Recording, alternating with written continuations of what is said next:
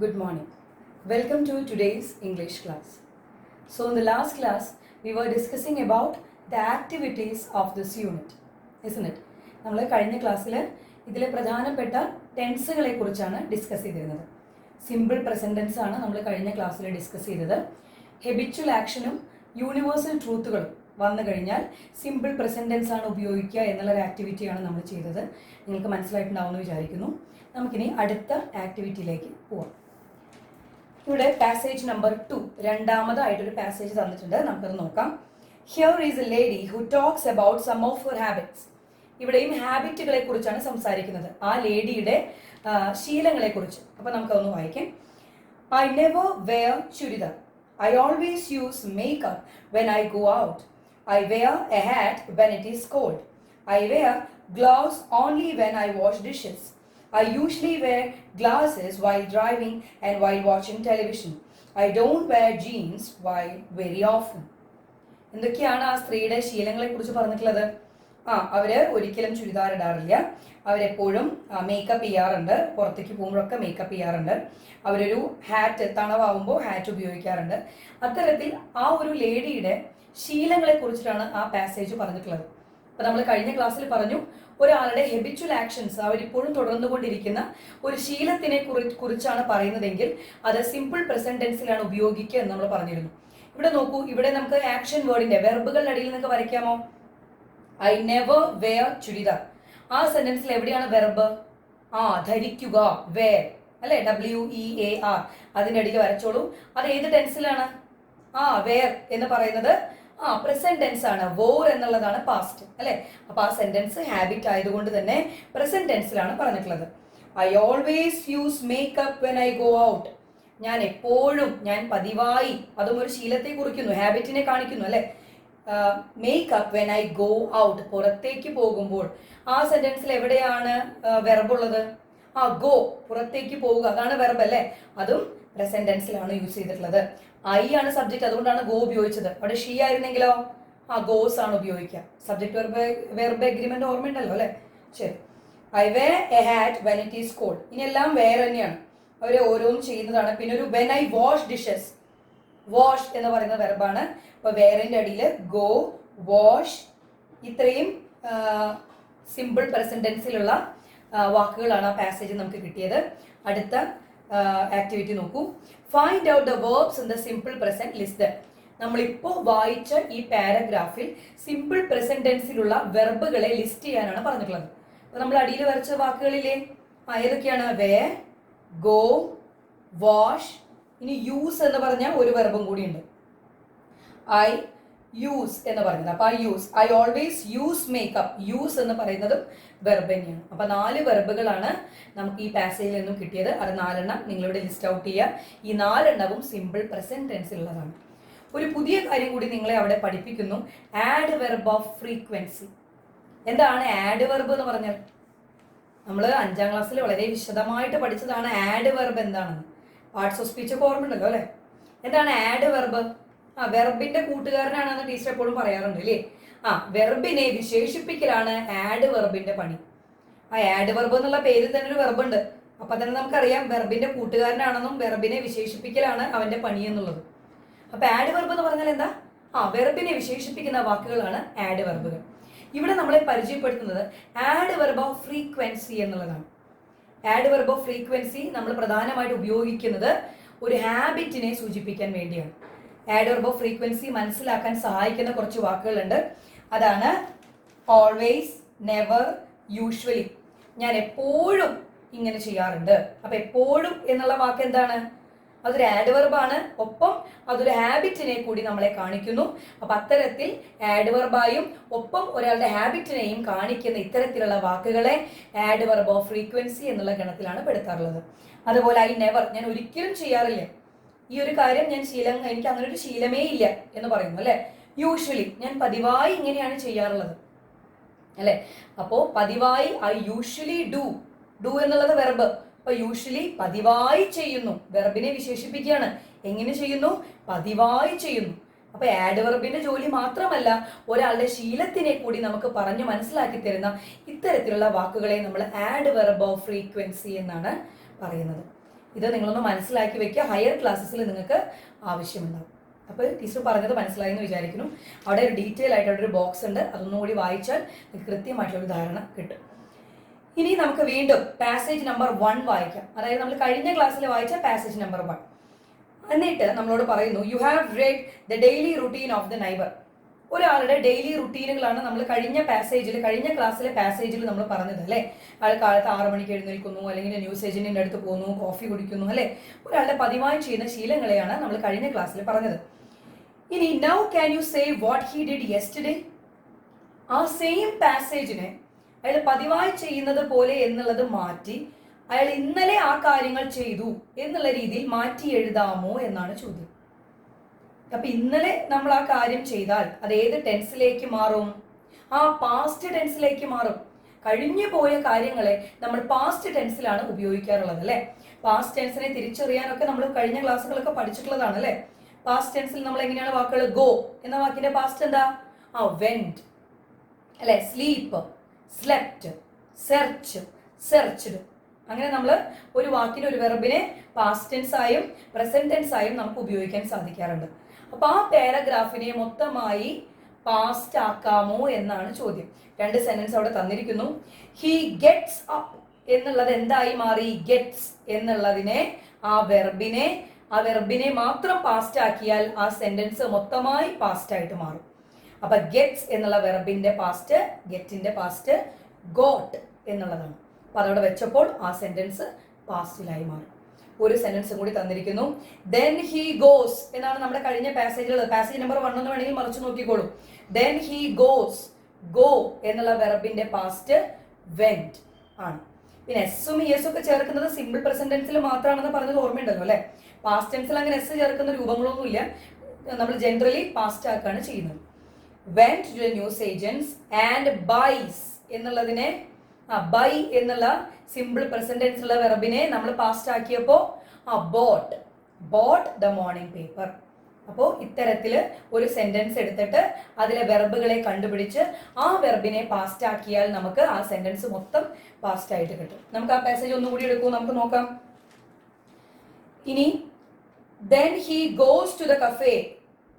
Goes എന്നുള്ളതാണ് verb അല്ലെ. അപ്പൊ ഗോസിന്റെ പാസ്റ്റ് എന്താ? Went. Then he went to the cafe, ordered ed ചേർക്കണം അല്ലെ.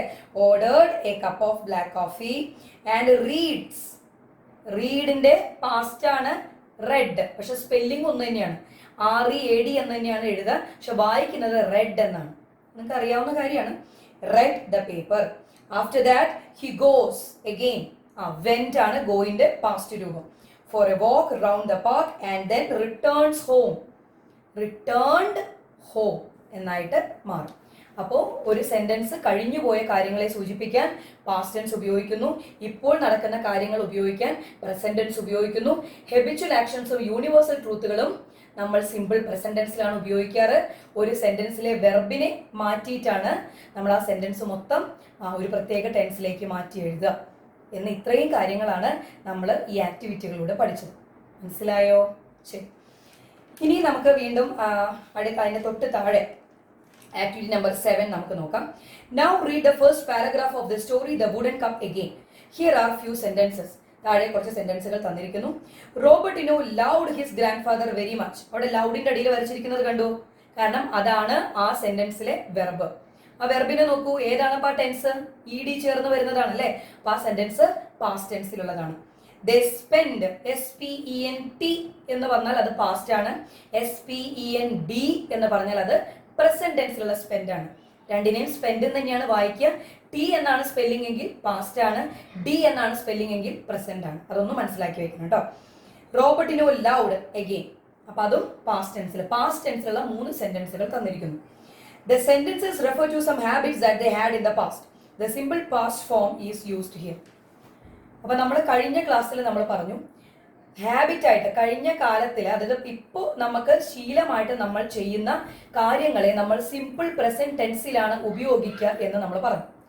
അതേപോലെ കഴിഞ്ഞ കാലത്തിൽ നമ്മൾ ചെയ്തുകൊണ്ടിരുന്ന ഒരു ശീലം, കഴിഞ്ഞ കാലത്ത് നമ്മുടെ പാസ്റ്റ് ടെൻസിൽ നമ്മൾ ചെയ്തുകൊണ്ടിരുന്ന ഒരു ശീലത്തിനെ നമ്മൾ സിമ്പിൾ പാസ്റ്റ് ടെൻസിലാണ് ഉപയോഗിക്കുക. നിങ്ങൾക്ക് പറഞ്ഞത് മനസ്സിലായെന്ന് വിചാരിക്കുന്നു. കഴിഞ്ഞ കാലത്തിൽ നമ്മൾ തുടർച്ചയായി ചെയ്തുകൊണ്ടിരുന്ന ഒരു ശീലത്തിനെ സിമ്പിൾ പാസ്റ്റ് ടെൻസിലാണ് നമ്മൾ ഉപയോഗിക്കുക. അപ്പൊ രണ്ട് തരത്തില് പാസ്റ്റ് ടെൻസിൽ വരും. കൺഫ്യൂസിങ് ആണെങ്കിൽ അത്ര ബുദ്ധിമുട്ടൊന്നുമില്ല. ഇത് ആക്ടിവിറ്റി തന്നുകൊണ്ട് മാത്രം ടീച്ചർ നിങ്ങളോട് പറയുന്നു എന്ന് മാത്രം. ആ രണ്ട് കോളങ്ങൾ നിങ്ങൾക്ക് പറഞ്ഞാൽ കൂടുതലായിട്ട് മനസ്സിലാവും. ഇവിടെ വേറൊരു പാസേജ് തന്നിട്ടുണ്ട്. One night at dinner, grandfather lifted his cup to drink his coffee, but his poor old hand shook so much that the coffee spilled on the clean white tablecloth.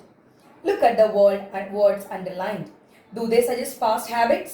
These words do not refer to past habit, but show what happened at a particular point of time in the past. അതായത് ഹാബിറ്റും ആവാം, അല്ലെങ്കിൽ just ഒരു particular point of ടൈമിൽ നടന്ന ഒരു കാര്യത്തെയും സൂചിപ്പിക്കും. ഉദാഹരണങ്ങൾ പറയുമ്പോൾ മനസ്സിലാവും. ഇപ്പൊ ചെറിയൊരു കൺഫ്യൂഷൻ ഉണ്ടായിരിക്കും. ഈ രണ്ട് പാസേജുകൾ നോക്കൂ. പാസ്റ്റിനെ തന്നെ നമുക്ക് രണ്ടായിട്ട് ഇവിടെ തിരിച്ചിരിക്കുകയാണ്. പാസ്റ്റ് ഹാബിറ്റ്, അതായത് നമുക്ക് മുൻപ് ഉണ്ടായിരുന്ന ഒരു ശീലം, ഇപ്പോൾ ഉണ്ടോ എന്നുള്ള കാര്യം വ്യക്തമല്ല. പണ്ട് ഉണ്ടായിരുന്ന ഒരു ശീലം അങ്ങനെ തിരിച്ചിരിക്കുന്നു. മറ്റേത് ഹാപ്പൻഡ് ഇൻ ദ പാസ്റ്റ്, അതായത് പണ്ട് ഒരു പർട്ടിക്കുലർ പോയിന്റ് ഓഫ് ടൈമിൽ നടന്ന ഒരു കാര്യം, അതൊരു ശീലമൊന്നുമല്ല, അതിങ്ങനെ നടന്നു. നമുക്ക് നോക്കാം. ദേ വർ ഗുഡ് ഫ്രണ്ട്സ്. അതൊരു പ്രത്യേക നിമിഷത്തിൽ സംഭവിച്ചതാണോ? അല്ല. അവര് മുത്തശ്ശനും അല്ലെങ്കിൽ ആ കൊച്ചുമകനും ഒരുപാട് കാലങ്ങളായി നല്ല ഫ്രണ്ട്സ് ആയിരുന്നു. ഇപ്പോഴത്തെ കാര്യം നമുക്ക് നിശ്ചയില്ല. അപ്പൊ മുമ്പ് അവര് ഹാബിറ്റ് ആയിട്ട് അല്ലെങ്കിൽ ഒരുപാട് കാലത്തോളം അവർ നല്ല ഫ്രണ്ട്സ് ആയിരുന്നു. അതൊരു പ്രത്യേക നിമിഷത്തിൽ നടന്ന കാര്യമല്ലാത്തത് കൊണ്ട് നമുക്കതിനെ ഹാബിറ്റ് ആയിട്ട് പരിഗണിക്കാവുന്നതാണ്. കൺഫ്യൂഷൻ ഉണ്ടാവില്ലേ ചെറുതായിട്ട്? ഇനി ഹാപ്പൻഡ് ഇൻ ദ പാസ്റ്റ് എന്ന് പറഞ്ഞാൽ എന്താ? ഓൾഡ് ഹാൻഡ് ഷുക്ക്, അദ്ദേഹത്തിന്റെ കൈ വിറച്ചു. അത് എല്ലാ ദിവസവും പതിവായി എപ്പോഴും വിറച്ചുകൊണ്ടിരിക്കുകയാണോ? അല്ല. ഒരു പ്രത്യേക സന്ദർഭത്തിൽ പെട്ടെന്നൊരു വിറ വരുന്നു, താഴെ കപ്പ് വീഴുന്നു, പൊട്ടുന്നു. അതൊരു പ്രത്യേക നിമിഷത്തിൽ സംഭവിച്ച കാര്യമാണ്. കഴിഞ്ഞു പോയ ഒരു കാര്യത്തെയാണ് സൂചിപ്പിക്കുന്നത്. അദ്ദേഹത്തിന്റെ കൈ വിറച്ചു. അത് ഹാബിറ്റ് അല്ല, ഒരു പ്രത്യേക ടൈമിൽ അങ്ങനെ സംഭവിച്ചു പോയി. അല്ലെ? ഇവിടെ നോക്കൂ, വേറൊരെണ്ണം. Never said a word in reply.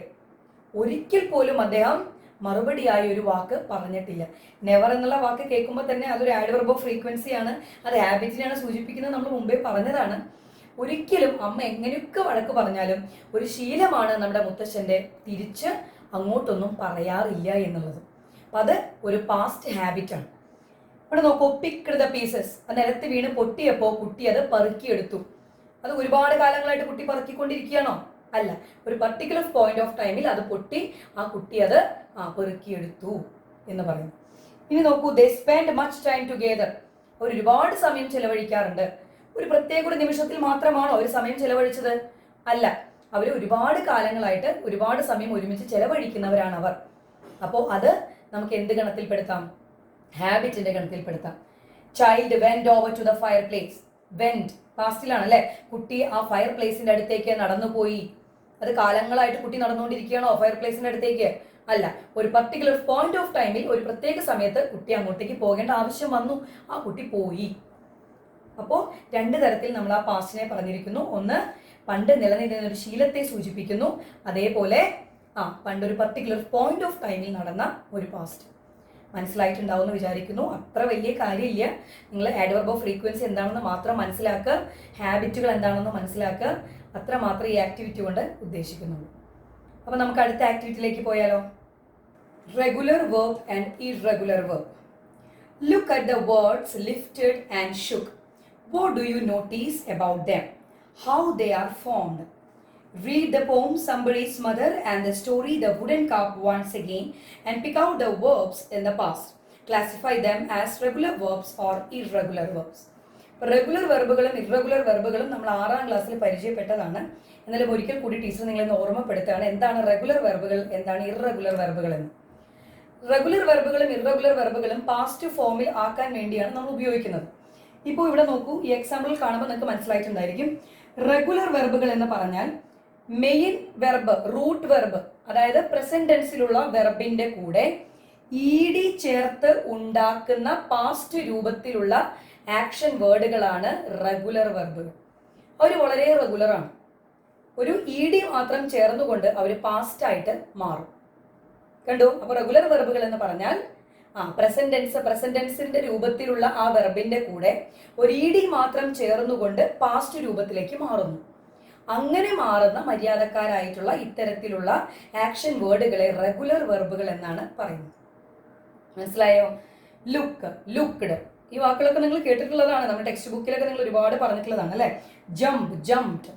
Jump എന്ന വാക്കിന്റെ പാസ്റ്റ് ജംപ്ഡ് എന്നാണ് നമുക്ക് എല്ലാവർക്കും അറിയാം.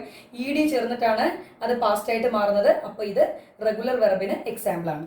സെർച്ച്, സെർച്ച്ഡ്, അതും ഇ ചേർന്നതാണ്. Move, moved. Play, played. അങ്ങനെ ഒരുപാട്. Ignore, ignored. അങ്ങനെ ഒരുപാട് വാക്കുകൾ നിങ്ങൾക്ക് ഈ പറഞ്ഞ പോയിട്രിയും വുഡൻ കപ്പൊക്കെ വായിച്ചു നോക്കിക്കഴിഞ്ഞാൽ നിങ്ങൾക്ക് ഇത്തരത്തിൽ ഒരുപാട് എക്സാമ്പിളുകൾ നിങ്ങൾക്ക് പിക്ക് ഔട്ട് ചെയ്യാൻ സാധിക്കും. അതുപോലെ ഇത് രണ്ടും വായിച്ചു നോക്കി, വുഡൻ കപ്പ് എന്ന പറഞ്ഞ പാസേജ് ഒരിക്കൽ കൂടി വായിച്ചു നോക്കി, റെഗുലർ വെർബ് എന്ന് ഇതേപോലെ എഴുതി അതിൽ നിന്ന് കിട്ടുന്ന റെഗുലർ വെർബുകളുടെ ലിസ്റ്റ് ഇതേപോലെ ഉണ്ടാക്കാം. ഇറഗുലർ വെർബുകൾ എന്ന് എഴുതി ഇറഗുലർ വെർബുകളുടെ ലിസ്റ്റ് ഇതേപോലെ ഉണ്ടാക്കാം. അപ്പൊ എന്താണ് ഇറഗുലർ വെർബുകൾ എന്ന് പറഞ്ഞാൽ? അവർ ചേർന്നിട്ടൊന്നും വെർബായി ഒരു പാസ്റ്റിലേക്ക് മാറില്ല.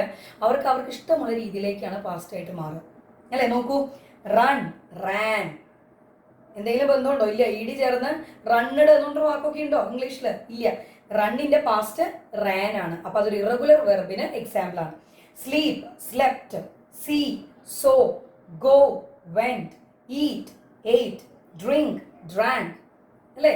ഇപ്പൊ ചേരാതെ സ്വന്തമായ നിലയ്ക്ക് മറ്റൊരു രീതിയിൽ പാസ്റ്റ് ഫോമിലേക്ക് മാറുന്ന ഇത്തരത്തിലുള്ള വെർബുകളെ പറയുന്ന പേരാണ് ഇറഗുലർ വെർബുകൾ. അപ്പൊ റെഗുലർ വെർബുകളും ഇറഗുലർ വെർബുകളും എന്താണെന്നൊന്ന് മനസ്സിലാക്കി വെക്കുക. പാഠഭാഗത്ത് നിന്ന് കൂടുതൽ എക്സാമ്പിളുകൾ നിങ്ങൾ നോട്ട് ബുക്കിലേക്ക് കണ്ടെത്തി എഴുതണം. ഇത് തീർച്ചയായിട്ടും നിങ്ങളുടെ നോട്ട് ബുക്കിലേക്ക് എഴുതാം. ടെക്സ്റ്റ് ബുക്കിലും ഒപ്പം തന്നെ എഴുതി പോവാം. കൂടുതൽ ഉദാഹരണങ്ങൾ നിങ്ങൾ കണ്ടുപിടിക്കും. ശരി, ഇനി നമുക്ക് അടുത്ത ആക്ടിവിറ്റിയിലേക്ക് പോവാം. ആക്ടിവിറ്റി നമ്പർ 8 ഒരു ഹോംവർക്ക് ആണ്. ഒരു ചെറിയൊരു പോയിട്രി ആണ് തന്നിട്ടുള്ളത്. ആ പോയിട്രിയിൽ ചില വാക്കുകൾ വിട്ടുപോയിരിക്കുന്നു. അവിടെ വെർബുകളുടെ സ്ഥാനത്തുള്ള വാക്കുകളാണ് വിട്ടുപോയിട്ടുള്ളത്. അത് ബ്രാക്കറ്റിൽ കൊടുത്തിട്ടുണ്ട്. മിക്കതിൻ്റെയും പാസ്റ്റ് രൂപമാണ് അവിടെ എഴുതേണ്ടത്. പോയിട്രി വായിക്കുക, ആ ബ്രാക്കറ്റിൽ തന്നിട്ടുള്ള വാക്കിന്റെ പാസ്റ്റ് രൂപം അവിടെ എഴുതി ആ പോയിട്രി കംപ്ലീറ്റ് ചെയ്യുക. അത് സ്വന്തം ആയിരുന്ന നിലയ്ക്ക് ചെയ്യാം. ഇനി നമുക്ക് 10ാമത്തെ ആക്ടിവിറ്റിയിലേക്ക് പോവാം. Complete the conversation using the correct forms of verb given below. താഴെ ഒരു പാസേജ് തന്നിട്ടുണ്ട്, ഒരു കോൺവെർസേഷൻ തന്നിട്ടുണ്ട്. അതിൽ വിട്ടുപോയ കുറച്ച് വെർബുകളും മുകളിൽ തന്നിട്ടുണ്ട്. അപ്പോൾ പാസേജ് കോൺവെർസേഷൻ വായിച്ച് ഇതിന്റെ വ്യക്തമായ രൂപം എഴുതാം. Swapna, hi Diana, I haven't seen you for ages. How have you been? നിങ്ങൾക്ക് എങ്ങനെയുണ്ട്? അപ്പൊ സ്വപ്ന കുറെ കാലങ്ങൾക്ക് ശേഷം കണ്ടുമുട്ടുന്ന സുഹൃത്തുക്കളാണ് അല്ലെ. അപ്പൊ ഡയാന പറയുന്നു, pretty good, thanks. Swapna, are you still in college? ഇപ്പോഴും കോളേജിലാണോ പഠിക്കുന്നത്? Diana, no, not anymore. അല്ല, ഐ ഡാഷ് ലാസ്റ്റ് ഇയർ. കഴിഞ്ഞ വർഷത്തെ കാര്യമാണ് പറയുന്നത്, കഴിഞ്ഞു പോയ കാര്യം പറയുന്നു. ഗ്രാജുവേറ്റ് എന്നുള്ള വാക്കിന്റെ പാസ്റ്റ് രൂപം എഴുതണം. I graduated last year. And I dash a job. എനിക്ക് ജോലി കിട്ടി. ഗെറ്റിന്റെ പാസ്റ്റ് ഗോട്ട് അല്ലെ. I got a job at the Punjab bank. Swapna, that's great news. You know you dash different. നിന്നെ കാണാൻ തന്നെ വ്യത്യസ്തമായിട്ടുണ്ട്. You look different. അത് ഇപ്പോഴത്തെ കാര്യമാണ് പറയുന്നത്, മുഖത്ത് നോക്കി പറയുന്ന കാര്യമാണ്. നിന്നെ കാണാൻ ഒരുപാട് വ്യത്യാസമായിട്ടുണ്ടല്ലോ അല്ലെ. കഴിഞ്ഞു പോയ കാര്യമില്ല, ഇപ്പോഴത്തെ പ്രസന്റ് ആയിട്ടുള്ള കാര്യം. യു പ്ലൂറൽ ആയതുകൊണ്ടാണ് ലുക്സ് എന്ന് എഴുതാതെ ലുക്ക് എന്ന് തന്നെ നമ്മൾ എഴുതിയത്. Have you change your hair style? നിന്റെ മുടിയുടെ ഹെയർ സ്റ്റൈലൊക്കെ മാറ്റിയോ? Yes, it's shorter. Oh, and I have lost weight. Well, you look fantastic. Thanks, so do you. And there is one more thing. I got engaged. And engagement കഴിഞ്ഞു. Congratulations. Where dash he work? അദ്ദേഹം എവിടെയാണ് ജോലി ചെയ്യുന്നത്? Where does he work? അങ്ങനെയാണ് നമ്മൾ ചോദിക്കുക അല്ലേ. ശരി. In Australia. Dash you dash to go with him after marriage? കല്യാണത്തിന് ശേഷം അദ്ദേഹത്തിന്റെ കൂടെ പോകാൻ പ്ലാൻ ഉണ്ടോ? Do you plan? അല്ലെ, അങ്ങനെയല്ലേ നമ്മൾ ചോദിക്കുക. Do you plan to go with him after the marriage? After a year perhaps. ചിലപ്പോൾ ഒരു വർഷം കഴിഞ്ഞാൽ പോകും. അപ്പോൾ ഇതേപോലെ കോൺവെർസേഷൻസ് ടെൻസ് മനസ്സിലാക്കി നമ്മൾ ഇവിടെ പാസ്റ്റും വന്നു പ്രസന്റും വന്നു. അപ്പോൾ നമ്മൾ ആ കോൺവെർസേഷന്റെ അർത്ഥം മനസ്സിലാക്കിയിട്ട് വേണം വെർബിന്റെ കറക്റ്റ് ഫോം ഉപയോഗിക്കാൻ. ശരി, ഇനി തൊട്ട് താഴെ അടുത്ത് നോക്കാം. Activity number 11. Read the following sentence from the wooden cup. I am making a wooden cup, answered Robertino. What idea do you get about action make? Is action complete or going on? Discuss in groups and write your findings here. അവിടുത്തെ verb I am making എന്നുള്ളതാണ്. Making, make എന്നാണെങ്കിൽ നമുക്കറിയാം അത് simple present tense ആണ് അല്ലെ. Makes എന്ന് പറഞ്ഞാലും simple present tense ആണ്. മെയ്ഡ് എന്നാണെങ്കിൽ പാസ്റ്റ് ആണെന്ന് മനസ്സിലായി. പക്ഷെ ഇവിടെ വെർബിന്റെ കൂടെ ING വന്നിരിക്കുന്നു. നമ്മൾ പഠിച്ചിട്ടുണ്ട് അല്ലേ കഴിഞ്ഞ വർഷം. ING ഒരു വെർബിന്റെ കൂടെ ING വന്നു കഴിഞ്ഞാൽ കണ്ടിന്യൂസ് ടെൻസ് ആണ് അതുകൊണ്ട് അർത്ഥമാക്കുന്നത്, തുടർന്നുകൊണ്ടിരിക്കുന്ന ഒരു പ്രവൃത്തി. Now you all are listening to me. നിങ്ങൾ എല്ലാവരും എന്നെ കേട്ടുകൊണ്ടിരിക്കുകയാണ്, ഇപ്പോഴും കേട്ടുകൊണ്ടിരിക്കുകയാണ്, നടന്നുകൊണ്ടിരിക്കുന്ന ഒരു പ്രവൃത്തി. അതുകൊണ്ട് ഞാൻ ലിസണിങ് എന്ന് പറഞ്ഞു. I am teaching a lesson. ഞാൻ പഠിപ്പിച്ചുകൊണ്ടിരിക്കുകയാണ്, ഇപ്പോഴും തുടർന്നുകൊണ്ടിരിക്കുന്ന ഒരു പ്രവൃത്തി. അതുകൊണ്ട് ഞാൻ ING യൂസ് ചെയ്തു. അപ്പോൾ ഒരു വെർബിന്റെ കൂടെ ING കണ്ടു കഴിഞ്ഞാൽ മനസ്സിലാക്കണം അത് തുടർന്നുകൊണ്ടിരിക്കുന്ന ഒരു പ്രവൃത്തിയാണ്. അത് പാസ്റ്റിൽ തുടർന്നുകൊണ്ടിരിക്കുന്ന ഒരു പ്രവൃത്തിയാവാം, പ്രസന്റിൽ തുടർന്നുകൊണ്ടിരിക്കുന്ന ഒരു പ്രവൃത്തിയാവാം. പാസ്റ്റ് കണ്ടിന്യൂസ് ആവാം, പ്രസന്റ് കണ്ടിന്യൂസും ആവാം. നിങ്ങൾ അത്രയ്ക്കൊന്നും ഞാൻ കൺഫ്യൂഷൻ ആക്കുന്നില്ല. ING കണ്ടാൽ തുടർന്നുകൊണ്ടിരിക്കുന്ന ഒരു പ്രവൃത്തിയാണെന്ന് മനസ്സിലാക്കുക. മനസ്സിലായല്ലോ? ശരി. ഇനി അടുത്ത പേജിൽ നമുക്ക് അതിന്റെ തുടർ പ്രവർത്തനം നോക്കാം. അവിടെ താഴെ ഒരു പാസേജ് തന്നിരിക്കുന്നു. John lives in Mumbai. He is working in a restaurant. He works 6 days a week. After work, he plays soccer or baseball with his sons. He tries to play every day, but sometimes he can't. John's wife works too. She is working as a teacher. Their children are studying in her school, so she is very happy. Complete the table with sentences from the passage given above. One has been done for you. അപ്പോൾ അവിടെ നമുക്ക് പെട്ടെന്ന് തന്നെ കണ്ടുപിടിക്കാം actions that are continuing, actions that happen regularly. Habitual ആയിട്ടുള്ള action കണ്ടുപിടിക്കണം, അതുപോലെ continuous tense ആയിട്ടുള്ള ഇതും കണ്ടുപിടിക്കണം. കണ്ടിന്യൂസ് കണ്ടുപിടിക്കാൻ എളുപ്പമാണ്. വെർബിന്റെ കൂടെ എന്തുണ്ടായിരിക്കും? ING ഉണ്ടായിരിക്കും. അപ്പോൾ ING ഉള്ള സെന്റൻസുകൾ ഇവിടെ എഴുതാം. He is working in A restaurant. Working ING ഉണ്ട്, നടന്നുകൊണ്ടിരിക്കുന്നത്. അദ്ദേഹം ഇപ്പോഴും അവിടെ തന്നെയാണ് വർക്ക് ചെയ്തുകൊണ്ടിരിക്കുന്നത്, ഇപ്പോഴും തുടർന്നുകൊണ്ടിരിക്കുകയാണ് അവിടുത്തെ വർക്കിംഗ്. അതുകൊണ്ട് അത് നമുക്ക് എന്ത് പറയാം? കണ്ടിന്യൂസ് ടെൻസ് ആണെന്ന് പറയാം. He work 6 days a week. അദ്ദേഹം 6 ദിവസമാണ് ജോലി ചെയ്യുന്നത്. അത് ജോലി ചെയ്യുന്ന കാര്യമാണ് പറയുന്നത്. അത് എസ് ഉണ്ട്, അത് സിമ്പിൾ പ്രസന്റ് ഉള്ളതാണ്, അത് രണ്ടാമത്തെ കോളത്തിൽ. ഇനി നോക്കൂ, ജോൺ ലിവ്സ് ഇൻ മുംബൈ. അത് എവിടെ എഴുതും? ഏത് ബോക്സിലാണ് എഴുതേണ്ടത്? രണ്ടാമത്തെ ബോക്സിൽ അല്ലേ. ആക്ഷൻ ദാറ്റ് ഹാപ്പൻ റെഗുലർലി ഉള്ള ഇതിലാണ് എഴുതേണ്ടത്. ഇനിയോ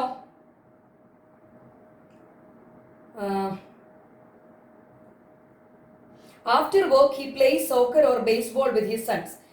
വർക്കിന് ശേഷം അദ്ദേഹം കളിക്കാറുണ്ട്. അത് റെഗുലർ ആയിട്ട് സംഭവിക്കുന്ന കാര്യമാണ്. അത് നമുക്ക് രണ്ടാമത്തെ ബോക്സിൽ എഴുതാം. ഇനി he tries to play but sometimes he can't. John's wife works too. She is working as a teacher. അവരൊരു ടീച്ചർ ആയിട്ടാണ് ജോലി ചെയ്തുകൊണ്ടിരിക്കുന്നത്. ING ഉണ്ട്. അപ്പൊ ആദ്യത്തെ കോളത്തിലാണ് എഴുതേണ്ടത്. Their children are studying in her school. അവരിപ്പോഴും പഠിച്ചുകൊണ്ടിരിക്കുന്നത് അവരുടെ അമ്മയുടെ സ്കൂളിൽ തന്നെയാണ്. അപ്പൊ അത് കണ്ടിന്യൂ ചെയ്തുകൊണ്ടിരിക്കുന്ന ഒരു ആക്ഷൻ ആദ്യത്തെ ബോക്സിലാണ് എഴുതേണ്ടത്. So he is very happy. അപ്പോൾ അത്തരത്തിൽ ING കണ്ടു കഴിഞ്ഞാൽ കണ്ടിന്യൂസ് ആണ് എന്ന് മനസ്സിലാക്കാനാണ് ഈ ആക്ടിവിറ്റി. നിങ്ങൾക്ക് മനസ്സിലായി എന്ന് വിചാരിക്കുന്നു. ഇനി നമുക്ക് അടുത്ത ആക്ടിവിറ്റിയിലേക്ക് പോവാം. അതും ഒരു ഹോംവർക്ക് ആണ്. അതായത് നിങ്ങൾ കണ്ണടച്ചുകൊണ്ട് നിങ്ങൾക്ക് പോകാൻ ഇഷ്ടമുള്ള ഒരു സ്ഥലത്തെ കുറിച്ച് ചിന്തിച്ചിട്ട് എന്ത് ചെയ്യാം? What are you doing? ഇപ്പൊ എങ്ങനെയുണ്ട് അവിടുത്തെ കാലാവസ്ഥ? നിങ്ങൾ മനസ്സിൽ ഇമാജിൻ ചെയ്യാണ്. Now I am walking along the seashore, how beautiful it is. Now I can see. അതായത് ഇപ്പോൾ നമ്മൾ അവിടെയാണ്, അവിടുത്തെ കാര്യങ്ങൾ കണ്ട കാഴ്ചകൾ അതേപോലെ നമ്മൾ എഴുതുകയാണെങ്കിൽ കണ്ടിന്യൂസ് ടെൻസിലും സിമ്പിൾ പ്രസന്റ് ടെൻസിലുമാണ് നമ്മൾ സെന്റൻസസ് കൺസ്ട്രക്ട് ചെയ്യുക, അല്ലേ? അപ്പൊ അത്തരത്തിലൊരു പാരഗ്രാഫ് നിങ്ങളോട് എഴുതാനാണ് പറയുന്നത്. അപ്പോൾ അതുപോലെ നിങ്ങൾ എഴുതിക്കോളൂ. നിങ്ങളുടെ ക്ലാസ്സിലൊക്കെ പ്രസന്റ് ചെയ്യാറുണ്ട്. നമുക്കിപ്പോൾ അതിന് സാധിക്കാത്തത് കൊണ്ട് നിങ്ങൾ ഇൻഡിവിജ്വൽ ആയിട്ട് അത് എഴുതാം. ഇനി നമുക്ക് ആക്ടിവിറ്റി നമ്പർ 12ലേക്ക് പോവാം. Here is a diary entry of a girl describing the experiences he had during her stay in Mumbai. There are some errors in it, edit them. അത് എഡിറ്റ് ദ പാസേജ് ആണ്. പാരഗ്രാഫിൽ തെറ്റുകൾ ഉണ്ടെന്നാണ് പറയുന്നത്. I am meeting a really interesting girl in my neighbourhood cafe this morning. ഒരു sentence മുഴുവനായിട്ടും വായിച്ചു നോക്കാം, എന്നാലും നമുക്ക് തെറ്റുണ്ടോ എന്ന് അറിയുള്ളൂ. ഇന്ന് കാലത്ത് കഴിഞ്ഞു പോയ കാര്യമാണ്. ഇന്ന് ഞാനൊരു പെൺകുട്ടിയെ കണ്ടുമുട്ടി കഴിഞ്ഞു. ഇന്ന് കാലത്ത് കണ്ടുമുട്ടി കഴിഞ്ഞു. അതിന് ശേഷമാണ് പറയുന്നത്. അപ്പൊ പാസ്റ്റ് ടെൻസിലല്ലേ പറയേണ്ടത്? I am meeting. ഇപ്പോഴും അവർ സംസാരിച്ചുകൊണ്ടിരിക്കുകയാണോ? അല്ല. അപ്പൊ പാസ്റ്റ് ടെൻസിലാണ് എഴുതേണ്ടത്. ഐ മെറ്റ് എന്നുള്ളതാണ് എഴുതേണ്ടത്. അപ്പോൾ അവിടെ എഴുതേണ്ടത് I met A really interesting girl in my neighbourhood cafe this morning. I was writing a letter to my mother and she asked me. ഇതൊക്കെ മുമ്പ് നടന്ന കാര്യമാണ്. അപ്പൊ ഞാൻ എൻ്റെ അമ്മയ്ക്ക് ഒരു കത്ത് എഴുതിക്കൊണ്ടിരിക്കുകയായിരുന്നു. അവൾ എൻ്റെ അടുത്ത് വന്നപ്പോൾ ഞാൻ അമ്മയ്ക്ക് ഒരു കത്ത് എഴുതിക്കൊണ്ടിരിക്കുകയായിരുന്നു. കണ്ടിന്യൂ ചെയ്തുകൊണ്ടിരിക്കുന്ന ഒരു പ്രവൃത്തി, റൈറ്റിംഗ്, അല്ലെ? അപ്പോൾ ആ സമയത്ത് അവൾ എന്നോട് ചോദിച്ചു. ആസ്ക് അല്ല, asked me what language I was writing in. We end up. ഞങ്ങൾ അവസാനിപ്പിച്ചു. പാസ്റ്റ് ആണ്. We ended up talking for about an hour. People in Mumbai were seeming very comfortable with each other. മുംബൈയിലെ ജനങ്ങൾ എപ്പോഴും അങ്ങനെയാണ്. മുംബൈയിലെ ജനങ്ങളുടെ ഒരു ഹാബിറ്റാണ്, അല്ലെങ്കിൽ അവരുടെ ഒരു എപ്പോഴും അവരങ്ങനെയാണ് എന്നാണ് പറയുന്നത്. ഹാബിറ്റിനെ സൂചിപ്പിക്കുന്നു. അതുകൊണ്ട് അവിടെ എന്ത് ഉപയോഗിക്കണം? പീപ്പിൾ ഇൻ മുംബൈ സീം, അല്ലേ? പീപ്പിൾ ഇൻ മുംബൈ, മുംബൈയിലെ ജനങ്ങൾ seem very comfortable with each other. It seem, അവിടെ it plural, I mean singular ആയതുകൊണ്ട് തൊട്ടടുത്ത് വരുന്ന വെർബും പ്ലൂറൽ ആയിരിക്കണം. അപ്പൊ അതുകൊണ്ട് സീം അല്ല, സീംസ്, അല്ലെ? ഇറ്റ് സിംഗുലർ ആയതുകൊണ്ട് തൊട്ടടുത്ത് വരുന്ന വെർബും സിംഗുലർ. അപ്പൊ നമ്മൾ എസ് ചേർക്കുന്നു, seems. Quite natural for two people to just have started talking in a cafe. Just have started. അങ്ങനെ പരസ്പരം സംസാരിക്കുന്നതിൽ വലിയ പ്രശ്നമൊന്നും കാണാറില്ല. പാസ്റ്റ് ഹാബിറ്റ് ആണ്. This is something that don't happen in my place. ഇതൊന്നും എൻ്റെ, it don't happen, it doesn't happen, എൻ്റെ സ്ഥലത്ത് സംഭവിച്ചിട്ടില്ല. It doesn't happen. At home I would never start chatting with a stranger. I see that it's easy to met a new people here. ഇവിടെ ഒരാളെ കണ്ടുമുട്ടാൻ വളരെ എളുപ്പമാണ്. Meet past അല്ല, ഇപ്പോൾ ഇവിടെ കണ്ടുമുട്ടാൻ വളരെ എളുപ്പമുള്ളൊരു കാര്യമാണ്. പ്രസന്റ് ടെൻസിലാണ് സെന്റൻസ്, അപ്പോൾ മീറ്റ് എന്നുള്ള വെർബാണ് ഉപയോഗിക്കേണ്ടത്. അപ്പം നിങ്ങൾക്കത് മനസ്സിലായി എന്ന് വിചാരിക്കുന്നു. തൊട്ട് താഴെയുള്ള ഒരു ആക്ടിവിറ്റി നോക്കാം. Read the sentence given below. What are you making? Robertino asked his mother fondly. What are the other ways of asking the same question?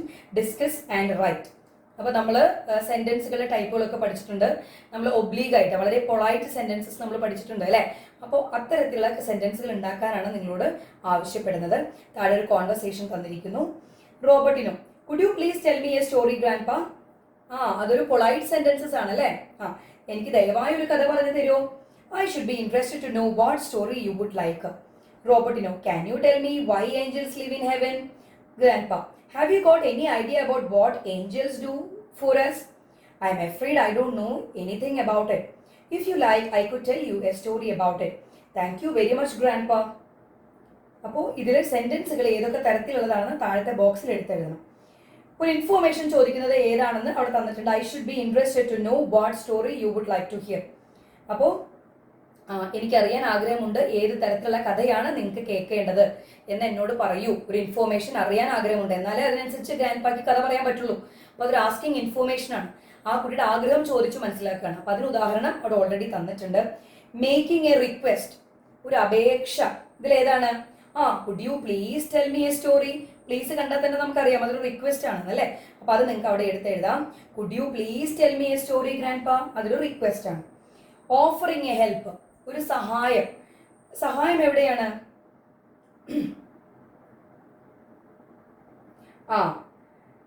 If you like I could tell you a story about it. നിനക്ക് ഇഷ്ടമാണെങ്കിൽ ഞാൻ അതിനെക്കുറിച്ച് ഒരു കഥ പറയാം. അത് ഒരു offering ആണ്, അത് പറയാം. ഇനി ആക്സെപ്റ്റിംഗ് എ ഹെൽപ്പ്, ഒരു ഹെൽപ്പ് ആക്സെപ്റ്റ് ചെയ്ത് കഴിഞ്ഞാൽ എന്ത് ചെയ്യാം?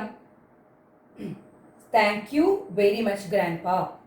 നമ്മളെ ഹെൽപ്പ് നമ്മൾ സ്വീകരിച്ചതിന് ശേഷം നമ്മൾ പറയുന്നതാണ് താങ്ക് യു.